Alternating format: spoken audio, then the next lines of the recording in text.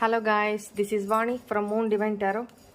Friends, మీ person మీకు ఏం message పంపించారు చూద్దాము.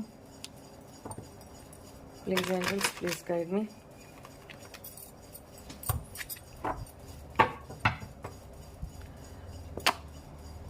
కార్మిక్ పార్ట్నర్ ఎవరికో మీ కార్మిక్ రిలేషన్షిప్లో ఉన్నారు అనేది కనపడుతుంది. And first and last thing that comes to my mind is your name. Maybe me person already married, ఒక కార్మిక్ రిలేషన్షిప్లో ఇరుక్కొని ఉంటే వాళ్ళ గురించి కూడా చెప్తున్నారు.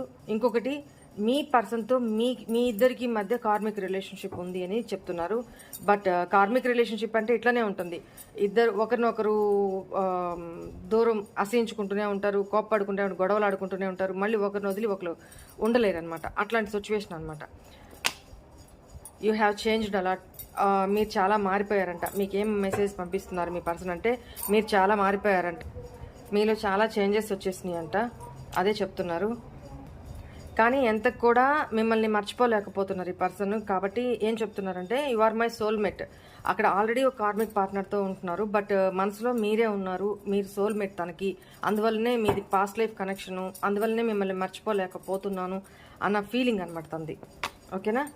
I feel guilty what I have done. నేను చేసిన పనులకి, నేను చేసిన బిహేవియర్కి, నేను ఈ విషయంలో బిహేవియర్కి నేను చాలా పశ్చాత్తాపడుతున్నాను, చాలా గిల్టీగా ఫీల్ అవుతున్నాను అని చెప్తున్నారు మీ పర్సన్. ఓకేనా? Right. You are not with me, I'm lonely as can be. నువ్వు నాతో లేవు, కానీ దానికి వల్లనే నేను చాలా ఒంటరిగా ఫీల్ అవుతున్నాను. మిస్ అవుతున్నారు, చాలా ఎక్కువ మిస్ అవుతున్నారు మిమ్మల్ని ఒక మాటలో చెప్పాలి అంటే. I hide my tears under my smile. నా నవ్వుని, నా కన్నీటిని, నా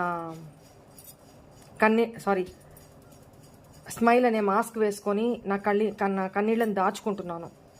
ఎస్, ఇది క్లియర్. ఓకేనా? పైకి నవ్వుతున్నారు కానీ లోపల చాలా ఎమోషనల్గా ఫీల్ అవుతున్నారంట మీ పర్సన్. ఓకేనా? ఈ మెసేజెస్ పంపించారు. ఓకేనా?